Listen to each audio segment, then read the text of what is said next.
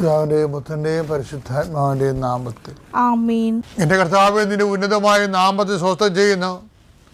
എൻ്റെ കർത്താവേ, നിന്റെ വിശുദ്ധ പൗരോഹിത്യത്തെ മഹത്വപ്പെടുത്തണമേ. കർത്താവ്, തൊഴിലില്ലാത്തവർക്ക് വേണ്ടിയും തൊഴിൽ നഷ്ടപ്പെടാൻ പോകുന്നവർക്ക് വേണ്ടിയും വിസ പ്രോസസ്സിങ്ങിലിരിക്കുന്നവർക്ക് വേണ്ടിയും വിസ പുതുക്കി കിട്ടാത്തവർക്ക് വേണ്ടിയും പ്രാർത്ഥിക്കുന്ന കർത്താവ്, സ്ഥലം വിറ്റുമാറാനുള്ളവർക്ക് വേണ്ടിയും അതുപോലെ തന്നെ സ്ഥലങ്ങൾ പ്രമാണം ചെയ്യാൻ ഭാഗോടമ്പടി പ്രമാണം ചെയ്യാനും വിൽപ്പത്രങ്ങൾ പ്രമാണം ചെയ്യുന്നതിന് വേണ്ടിയും കർത്താവ്, അത് നടപ്പിൽ വരുന്നതിന് വേണ്ടി പോകുന്ന തടസ്സങ്ങൾക്ക് പരിഹരിക്കപ്പെടുന്നതിന് പ്രമാണ സംബന്ധമായ എല്ലാ തടസ്സങ്ങളും പരിഹരിക്കുന്നതിന് വേണ്ടിയുള്ള നിൻ്റെ യാത്രകൾ, ഗവൺമെൻറ് ഓഫീസുകളിലേക്കുള്ള യാത്രകൾ, ആ വില്ലേജ് ഓഫീസിലേക്കുള്ള യാത്രകൾ, അക്ഷയയിലേക്കുള്ള യാത്രകൾ, ഇങ്ങനെ നിനക്ക് ആവശ്യമായ സർട്ടിഫിക്കറ്റുകൾ നേടിയെടുക്കാൻ വേണ്ടിയുള്ള നിൻ്റെ തത്രപ്പാടുകൾ എല്ലാം നീ അനുഗ്രഹിക്കട്ടെ. ഏതെങ്കിലും നിയമപരമായിട്ട് നിനക്ക് നിൻ്റെ ജീവിതം വീട് വെക്കാൻ പറ്റാതിരിക്കുക, പെരുമയാൻ പറ്റാതിരിക്കുക, അങ്ങനെ എന്തെല്ലാം തടസ്സങ്ങളുണ്ടൊക്കെ ഉണ്ടെങ്കിൽ പിടക്ക് നമ്പർ കിട്ടാതിരിക്കുക, അങ്ങനെ എന്താണ് നീ അനുഭവിക്കുന്ന പ്രയാസങ്ങൾ? ചില സാധനങ്ങൾ കയ്യിൽ നിന്ന് പോയിട്ട് കാണാനില്ല, ഇവിടെ വെച്ചെന്നറിയാൻ പാടില്ലാത്ത രീതിയിൽ വിഷമിച്ച് നടക്കുന്ന വ്യക്തിയാകാൻ നീ. ചിലപ്പോൾ കൈ കഴിഞ്ഞ് വിട്ടുപോയ പണം തിരികെ കിട്ടാൻ യാതൊരു മാർഗ്ഗമില്ലാത്തത്, അങ്ങനെയുള്ള സത്യങ്ങൾ മറ്റുള്ളവർ അറിഞ്ഞു കഴിഞ്ഞാൽ നിനക്ക് ഭീഷണിയായി തീരുമ്പോൾ നീ വിറങ്ങലിച്ചിരിക്കുന്ന വ്യക്തിയാകാം. കർത്താവ് നിന്നെ ഈ നിമിഷം അനുഗ്രഹിക്കുന്നു. കർത്താവ് നിന്നെ സന്ധിക്കും.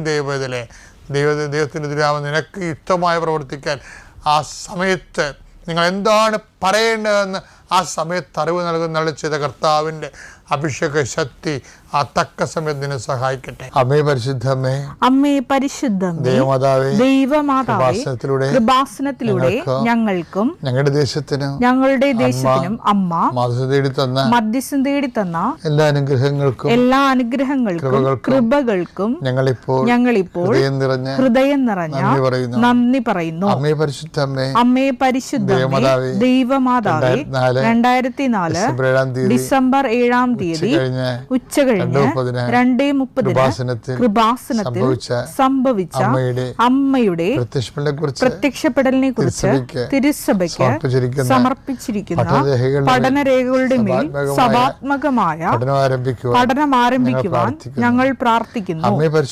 അമ്മേ പരിശുദ്ധമേ, ഭൂസ്വർലോകങ്ങളുടെ രാജ്ഞിയായ അങ്ങയ്ക്ക് ഭൗമ സംരക്ഷണത്തിനായി പ്രപഞ്ചപ്രകൃതിയെ തന്നെ തിരുസഭ പ്രതിഷ്ഠിക്കുവാൻ ഈ പ്രത്യക്ഷീകരണ വഴി ഇടയാക്കണമേ.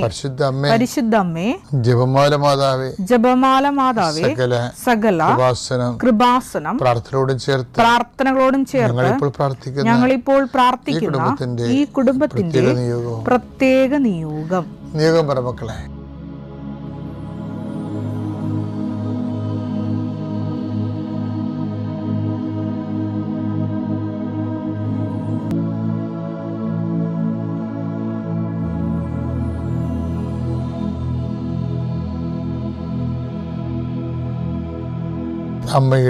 അമ്മയുടെ പ്രത്യക്ഷീകരണത്തിന്റെ ഈ അനുഗ്രഹവേളയിൽ ഞങ്ങൾക്ക് സാധിച്ചു തരുവാൻ കനിയണമേ. ആമേൻ. സുഖസ്ഥനായ ഞങ്ങളുടെ പിതാവേ, അങ്ങയുടെ നാമം പൂജിതമാകണമേ. അങ്ങയുടെ രാജ്യം വരണമേ. അങ്ങയുടെ തിരുമനസ് സ്വർഗത്തിലെ പോലെ ഭൂമിയിലുമാകണമേ. അന്നു വേണ്ടുന്ന ആഹാരം ഇന്ന് ഞങ്ങൾക്ക് തരണമേ. ഞങ്ങളോട് തെറ്റ് ചെയ്യുന്നവരോട് ഞങ്ങൾ ക്ഷമിക്കുന്നത് പോലെ ഞങ്ങളുടെ തെറ്റുകൾ ഞങ്ങളോടും ക്ഷമിക്കണമേ. ഞങ്ങളെ പ്രലോഭനത്തിൽ ഉൾപ്പെടുത്തരുതേ, തിന്മയിൽ ഞങ്ങൾ രക്ഷിക്കണമേ. ആമേൻ. നന്മ നിറഞ്ഞ മറിയമേ, സ്വസ്തി. കർത്താവ് അങ്ങയുടെ കൂടെ സ്ത്രീകളിൽ അങ്ങ് അനുഗ്രഹിക്കപ്പെട്ടവളാകുന്നു. അങ്ങയുടെ ഉദരത്തിൻ ഫലമായി ഈശോ അനുഗ്രഹിക്കപ്പെട്ടവനാകുന്നു. പരിശുദ്ധ മറിയമേ, തമ്പുരാന്റെ അമ്മേ, പാപികളായ ഞങ്ങൾക്ക് വേണ്ടി ഇപ്പോഴും ഞങ്ങളുടെ മരണസമയത്തും തമ്പുരാനോട് അപേക്ഷിക്കണമേ. എൻ്റെ പ്രിയപ്പെട്ടവരെ, ദൈവത്തിൻ്റെ ഒരു വെമ്പലുണ്ട്.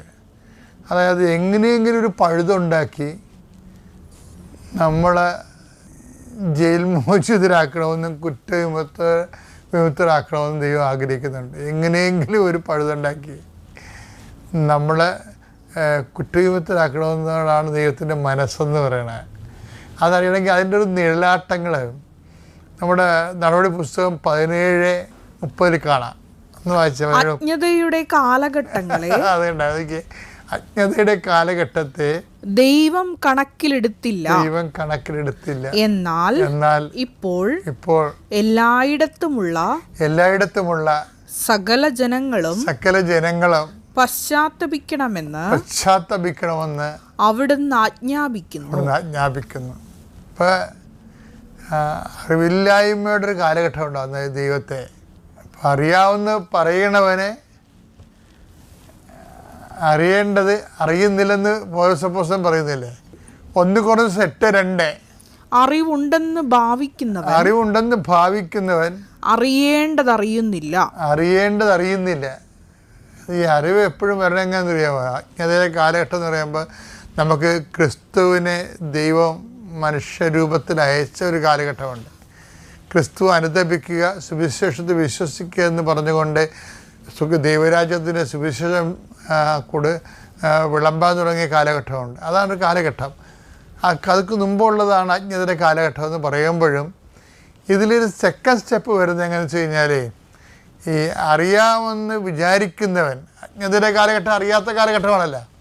അപ്പോൾ അറിയുന്നവർ അറിയേണ്ട കാര്യങ്ങൾ അറിയുന്നില്ലെന്ന് പറയുമ്പോൾ അറിയേണ്ട കാര്യം എന്താണെന്നുള്ള ഒരു വിഷയമില്ലേ? എന്താ അറിയേണ്ടത്? അറിയേണ്ട കാര്യം നിത്യജീവനെക്കുറിച്ച് തന്നെയാണ്. അത് ക്രിസ്തുവിനെക്കുറിച്ച് മാത്രമല്ല, ക്രിസ്തുവിലൂടെ ഉത്ഭുതമാകുന്ന വാതിൽ തുറക്കപ്പെടുന്ന നിത്യതയുടെ കവാടത്തെക്കുറിച്ചാണ് അറിയണത്. യോഹന്നാൻ 17:3 ഏക സത്യദൈവമായ അവിടുത്തെയും അങ്ങ് അയച്ച യേശുക്രിസ്തുവിനെയും അറിയുക എന്നതാണ് നിത്യജീവൻ. അറിവുണ്ടെന്ന് പറയുന്നവൻ അറിയേണ്ടത് അറിയുന്നില്ലെന്ന് പറയണത് ഈ അറിവാണ്. എന്താണ്? നിത്യജീവന് നമ്മളെ സഹായകരമായ രീതിയിൽ യേശുക്രിസ്തുവിനെ കുറിച്ച് അറിയണം. യേശുക്രിസ്തുവിനെ കുറിച്ച് വേണമെങ്കിൽ നമുക്കൊരു 1,00,000 വോളിയംസ് എഴുതാൻ പറ്റും. പക്ഷേ ആ അറിവിൽ നിത്യജീവന് വേണ്ടി യേശുക്രിസ്തുവിനെ കുറിച്ച് അറിയുന്ന അറിവാണ് പിതാവ് ആഗ്രഹിക്കുന്ന അറിവെന്ന് പറയണത്. ഇതറിയാത്ത കാലം അജ്ഞതയുടെ കാലം തന്നെയാണ്. ഈ അജ്ഞതയുടെ കാലഘട്ടത്തിൽ ദൈവം കണക്കിലെടുത്തില്ല. ചില സമയത്ത് നമ്മുടെ തെറ്റുകളെ, എന്നാൽ ഇപ്പോഴേ എല്ലായിടത്തും കൂടെ എല്ലാവരും അനുദപിക്കണം. എല്ലായിടത്തും കൂടെ എല്ലാവരും എന്ന് പറയുമ്പോൾ ക്രിസ്ത്യാനികൾ മാത്രമല്ല, ക്രിസ്തുവിനെ ലോകത്ത് കൊടുത്തിരിക്കുന്നത് ലോകത്തിന് മുഴുവനായിട്ടുള്ള അനുതാപത്തിന് വേണ്ടിയാണ്. എല്ലായിടത്തും ഉള്ള എല്ലാവരും അനുദപിക്കണമെന്ന്. എന്തിനാണ്? അവിടെ പാപത്തെക്കുറിച്ച്. കാര്യം എന്താണ്? മറ്റൊരു ക്രിസ്തു ഇല്ലാത്തത് കൊണ്ടാണ്. വിശ്വാസ പ്രമാണം. സർവശക്തനായ പിതാവും ആകാശത്തിൻ്റെയും ഭൂമിയുടെയും സൃഷ്ടാവുമായ ദൈവത്തിൽ ഞാൻ വിശ്വസിക്കുന്നു. അവിടുത്തെ ഏകപുത്രനും ഞങ്ങളുടെ കർത്താവുമായ ഈശോമിശിഹായിലും ഞാൻ വിശ്വസിക്കുന്നു. ഈ പുത്രൻ പരിശുദ്ധാത്മാവിനാൽ ഗർഭസ്ഥനായി കന്യകാമറിയത്തിൽ നിന്ന് പിറന്ന് പൊന്തിയോസ് പീലാത്തോസിന്റെ കാലത്ത് പീഡകൾ സഹിച്ച് കുരിശിൽ തറയ്ക്കപ്പെട്ട് മരിച്ച് അടക്കപ്പെട്ട് പാതാളങ്ങളിൽ ഇറങ്ങി മരിച്ചവരുടെ ഇടയിൽ നിന്ന് 3-ാം നാൾ ഉയർത്ത് സ്വർഗത്തിലേക്ക് എഴുന്നള്ളി സർവശക്തിയുള്ള പിതാവായ ദൈവത്തിന്റെ വലതുഭാഗത്തിരിക്കുന്നു. അവിടെ നിന്ന് ജീവിക്കുന്നവരെയും മരിച്ചവരെയും വിധിക്കുവാൻ വരുമെന്നും ഞാൻ വിശ്വസിക്കുന്നു. പരിശുദ്ധാത്മാവിലും ഞാൻ വിശ്വസിക്കുന്നു. വിശുദ്ധ കത്തോലിക്കാ സഭയിലും പുണ്യവാന്മാരുടെ ഐക്യത്തിലും പാപങ്ങളുടെ മോചനത്തിലും ശരീരത്തിന്റെ ഉയർപ്പിലും നിത്യമായ ജീവിതത്തിലും ഞാൻ വിശ്വസിക്കുന്നു. ആമേൻ. നിങ്ങൾക്ക് പ്രാർത്ഥിക്കുവാൻ ദൈവം ആകസ്മികമായി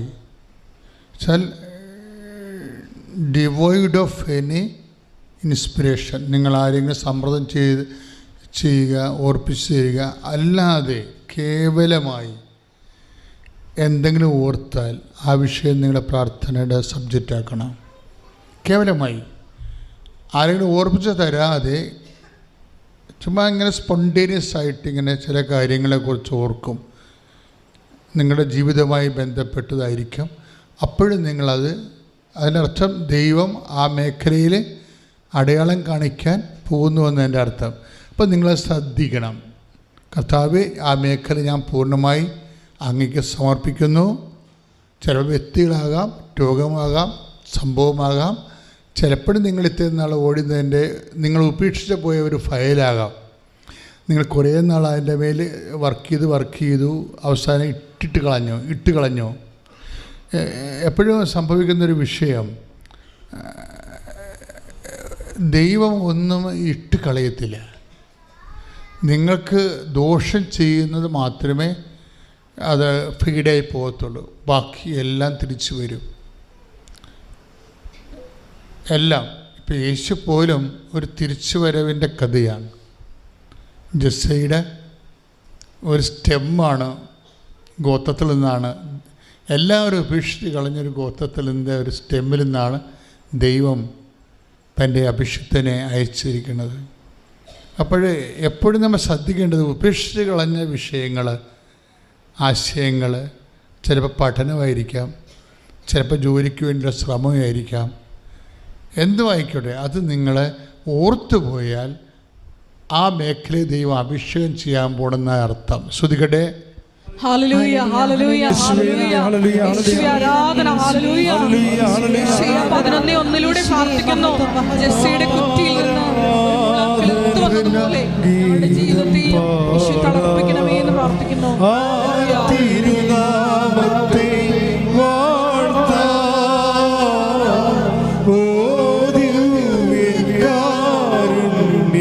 സ്നേഹമേ അങ്ങേക്കുരായിരം സ്തോത്രമേ. ഓ ദിവ്യകാരുണ്യ സ്നേഹമേ അങ്ങേക്കുരായിരം സ്തോത്രമേ. ഞാനിപ്പോൾ ഇങ്ങനെ ഒരു മെസ്സേജ് പറയാനുള്ള കാരണം എന്താണെന്നറിയാമോ? നമ്മൾ ആദ്യത്തെ പാട്ട് പാടിക്കൊണ്ടിരിക്കുമ്പോൾ കർത്താവിൻ്റെ രൂപം ഇങ്ങനെ കുരിശ് കിടക്കുകയാണ്. അപ്പോൾ കക്ഷത്തൊരു മുഴ, കർത്താവിൻ്റെ കക്ഷത്ത് മുഴ. അപ്പോൾ ഞാനത്, എനിക്ക് പരിശുദ്ധാത്മാവ് എനിക്ക് നൽകിയ ഒരു സൂചന, ഓൾറെഡി ഇപ്പം നമ്മൾ കുരിശിലാണ്, അതിൻ്റെ കൂടെ എക്സ്ട്രാ ഒരു ഭാരം കൂടി വരുന്നു. അങ്ങനെയുള്ളവരെ അത് കർത്താവിൻ്റെ കുരിശിൻ്റെ കൂടെ ചേർത്ത് വെച്ചുകൊണ്ട് ശ്രുതിക്കട്ടെ, ശ്രുതിക്കട്ടെ.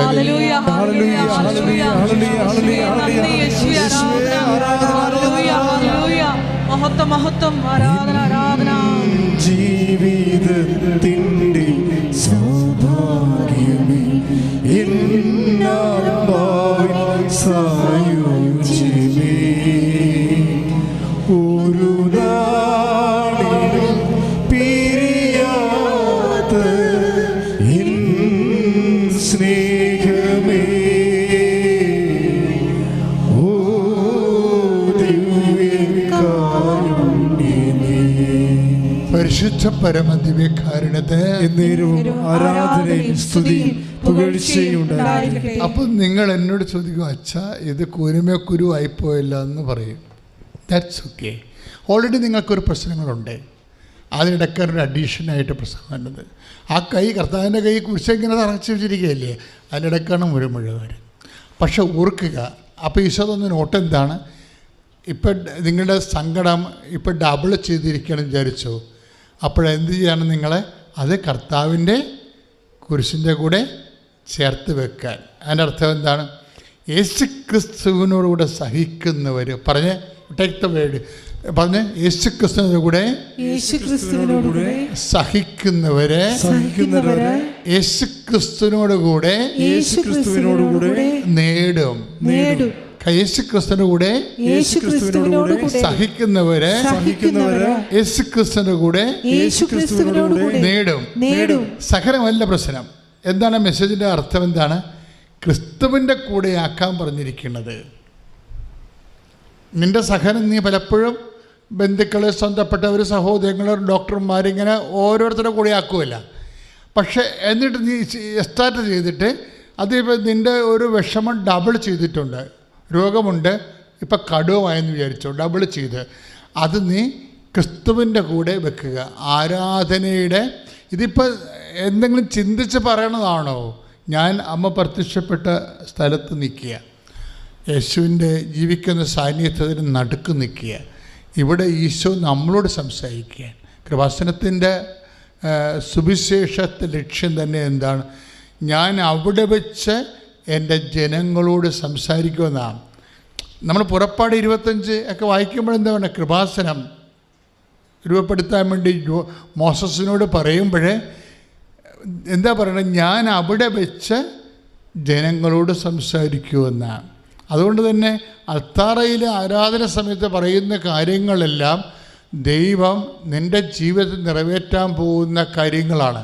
അപ്പം അതുകൊണ്ട് തന്നെ ഇപ്പം എന്താണ് നിൻ്റെ ഒരു സിറ്റുവേഷൻ എങ്കിലും ഡോണ്ട് മൈൻഡ്, നീ അത് പറയണം.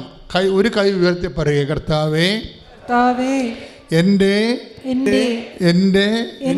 വ്യത്യസ്തങ്ങളായ ക്ലേശഭാരങ്ങളെ വിശ്വാസത്തോടെ ഞാൻ അങ്ങയുടെ കുരിശിന്റെ കൂടെ ചേർത്തുകൊണ്ട് നിന്റെ പീഡാനുഭവത്തെ ഏറ്റുപറഞ്ഞുകൊണ്ട് നിന്റെ ഉയർപ്പിലെ ഞങ്ങൾ വിശ്വസിക്കുന്നു. നിന്റെ പീഡാനുഭവത്തെ ഞങ്ങളുടെ പീഡാനുഭവത്തോട് ആശ്രയിച്ച് അനുസ്മരിച്ചുകൊണ്ട് നിന്റെ ഉയർപ്പില് ഞങ്ങളുടെ ഉയർത്തെഴുന്നേൽപ്പ് പ്രത്യാശിച്ചുകൊണ്ട് വിശ്വസിച്ചേറ്റു പറയുന്നു. ശ്രദ്ധിക്കട്ടെ.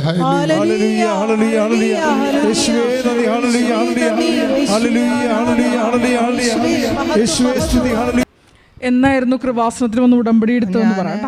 ആദ്യമായിട്ട് കൃപാസനത്തിൽ വന്നത് 2018 എൻ്റെ അനിയത്തി പറഞ്ഞ പ്രകാരമാണ് ഞാനിവിടെ വന്നത്. അത് കഴിഞ്ഞ് പിന്നീട് ഞാൻ ഉടമ്പടി എടുത്തത് 2019 സെപ്റ്റംബർ 18. അത് കഴിഞ്ഞ് ഞാൻ അന്ന് ഉടമ്പടി എടുത്തു. 6 നിയോഗങ്ങൾ അതിനകത്ത് വെച്ചിരുന്നു. 3 നിയോഗങ്ങൾ ദൈവം എനിക്ക് സഹായിച്ചു തന്നു. അതിൽ ആദ്യത്തെ എന്ന് പറഞ്ഞാൽ എൻ്റെ മകന് വിവാഹം കഴിഞ്ഞിട്ട് ഒരു കുഞ്ഞുണ്ടായിരുന്നില്ല. 5 വർഷം കഴിഞ്ഞ് സെപ്റ്റംബർ 18, 2020 അവർക്കൊരു കുഞ്ഞിനെ നൽകി അനുഗ്രഹിച്ചു. രണ്ടാമത്തെ നിയോഗത്തിൽ എൻ്റെ മകൾക്ക് പ്രഗ്നൻ്റ് ആയിരുന്ന സമയത്ത് ചെറിയ കോംപ്ലിക്കേഷൻസ് ഉണ്ടായിരുന്നു. അതെല്ലാം മാറ്റി അവൾക്കൊരു സുഖപ്രസവം നൽകി അനുഗ്രഹിച്ചു. മൂന്നാമത് എൻ്റെ ഹസ്ബൻഡിൻ്റെ അനിയൻ്റെ മകൾ ഒരു ജോലിയില്ലാണ്ട് കുറച്ച് നാൾ ഇരുന്നിരുന്നു. അവൾക്ക് ദുബായിൽ ഒരു ജോലി നൽകി അനുഗ്രഹിച്ചു. ബാക്കി 3 നിയോഗങ്ങളും എനിക്ക് പരിശുദ്ധ അമ്മ സഹായിച്ചു തരുമെന്ന് ഞാൻ പൂർണ്ണമായി വിശ്വസിക്കുന്നു. പിന്നീട് ഇപ്പോഴാണ് എനിക്ക് വരാൻ ഇവിടെ സാധിച്ചത്. അതുകൊണ്ടാണ് സാക്ഷ്യം പറയാനായിട്ട് വൈകിയത്. പക്ഷേ എല്ലാം ഞാൻ ഓൺലൈനിൽ എഴുതി സാക്ഷ്യം എഴുതി അയച്ചിരുന്നു. പിന്നീട് ഞാൻ പരിശുദ്ധ അമ്മയോട് പ്രാർത്ഥിച്ചിരുന്നു. എൻ്റെ മകൾക്ക് കുറച്ച് ജോലി സംബന്ധമായ പ്രശ്നങ്ങൾ കാരണം അവൾ റിസൈൻ ചെയ്യേണ്ടി വന്നു. പിന്നീട് അവിടെ തന്നെ അവൾക്ക് വീണ്ടും റീജോയിൻ ചെയ്യാൻ സാധിച്ചു. ആ വലിയ അനുഗ്രഹത്തിന് പരിശുദ്ധ അമ്മയോട് നന്ദി പറഞ്ഞുകൊള്ളുന്നു. യേശുവേ സ്തോത്രം, യേശുവേ നന്ദി. യേശുവേ നന്ദി, യേശുവേ സ്തുതി. എൻ്റെ പേര് ബിജി, ഹസ്ബൻഡിൻ്റെ പേര് റെജി. ഞങ്ങൾ കോട്ടയം ഐമനം ഐക്യരച്ചിറ ഇടവകങ്ങളാണ്. ഞങ്ങളുടെ വിവാഹം കഴിഞ്ഞിട്ട് 12 വർഷം കഴിഞ്ഞിരുന്നു. മക്കളില്ലായിരുന്നു. അപ്പോൾ 2017 ഞങ്ങളിവിടെ വന്ന് ഉടമ്പടി എടുത്തിരുന്നു.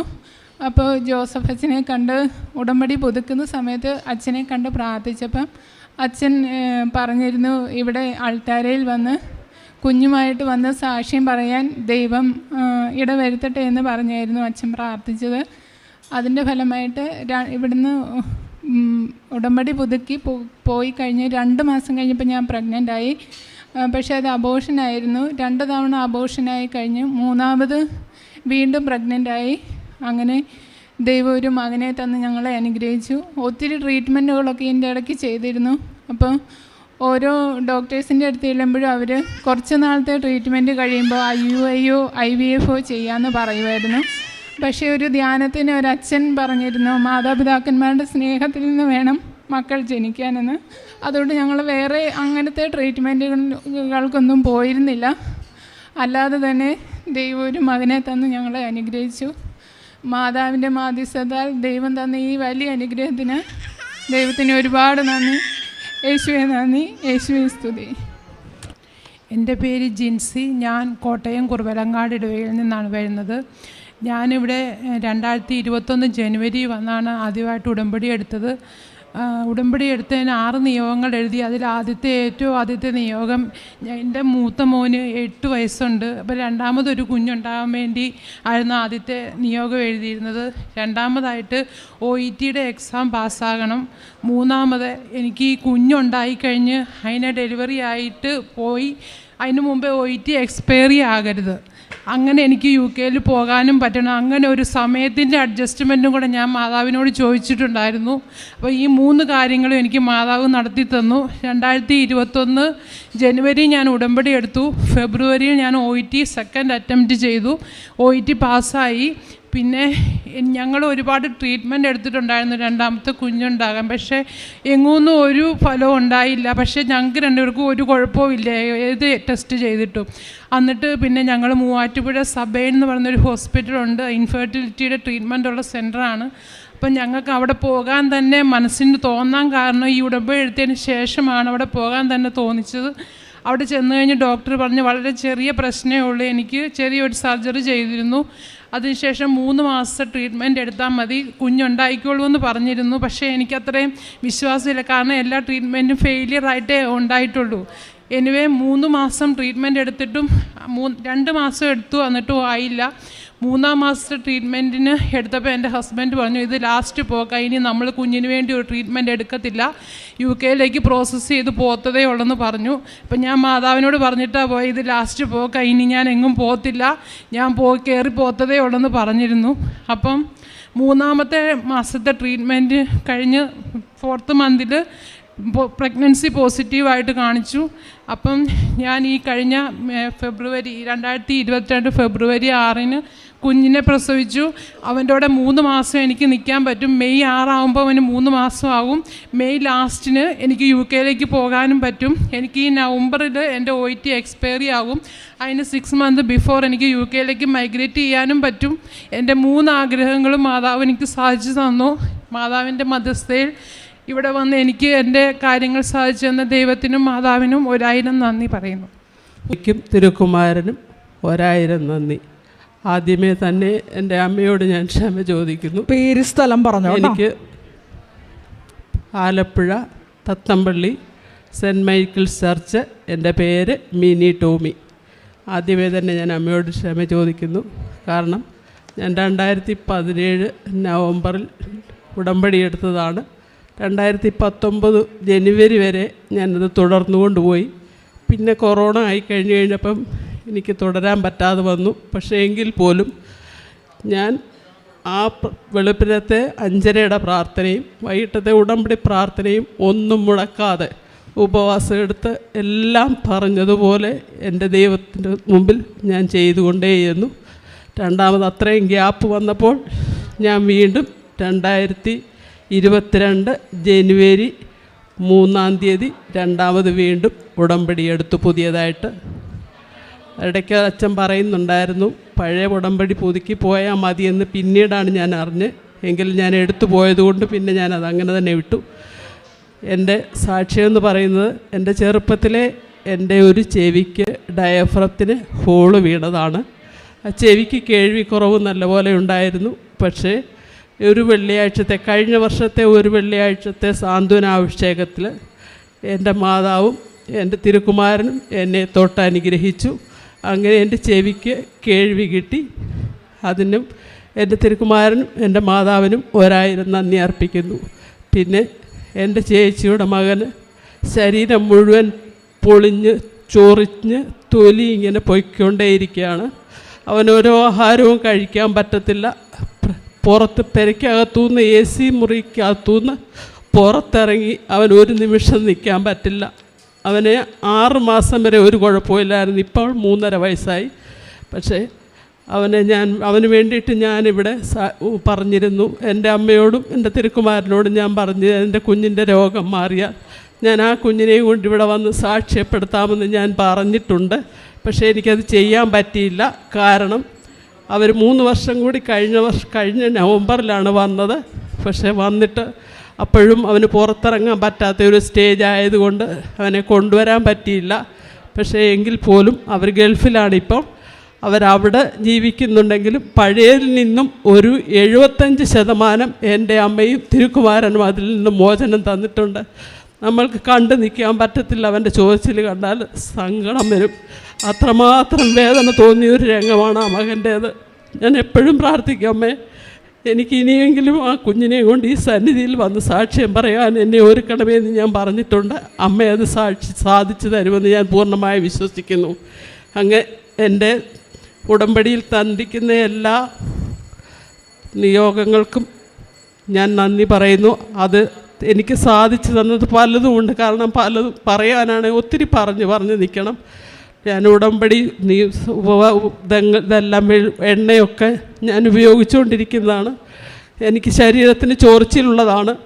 ഞാൻ കുളിക്കുമ്പോൾ വിശ്വാസ പ്രമാണം ചൊല്ലി എന്നും ഉപ്പ് ഇട്ടാണ് ഞാൻ ഈ നിമിഷം വരെ, ഇന്നലെ വരെ ഞാൻ കുളിച്ചുകൊണ്ടിരുന്നത് അങ്ങനെയാണ്.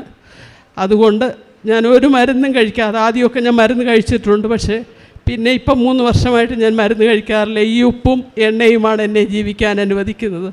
എല്ലാ കാര്യത്തിനും ഞാൻ ഉപയോഗിക്കുന്നതും അമ്മയുടെ ഈ ഉടമ്പടിയിൽ തന്നിരിക്കുന്ന എൻ്റെ രൂപവും ഈ എണ്ണയും ഈ തൈലവും ഈ ഉപ്പും ആണ് എന്നെ ജീവിക്കാൻ മുന്നോട്ട് കൊണ്ടുപോകുന്നത്. ഞാൻ എന്തിനിറങ്ങി തിരിച്ചാലും അവിടെയെല്ലാം എൻ്റെ അമ്മയോട് ഞാൻ പറയും, അമ്മേ എൻ്റെ മുന്നമേ നീ വരണം, നീ ഇല്ലാതെ എനിക്ക് ജീവിക്കാൻ പറ്റില്ല. അങ്ങനെയാണ് ഞാൻ മുന്നോട്ട് ഓരോ നിമിഷവും പോയിക്കൊണ്ടിരിക്കുന്നത്. ഇത്രയും ഉപകാരം, ഇത്രയും കാര്യങ്ങൾ എൻ്റെ അമ്മ എനിക്ക് ചെയ്തു തന്നതിന് 1000 നന്ദി. എൻ്റെ തിരുക്കുമാരനോടും 1000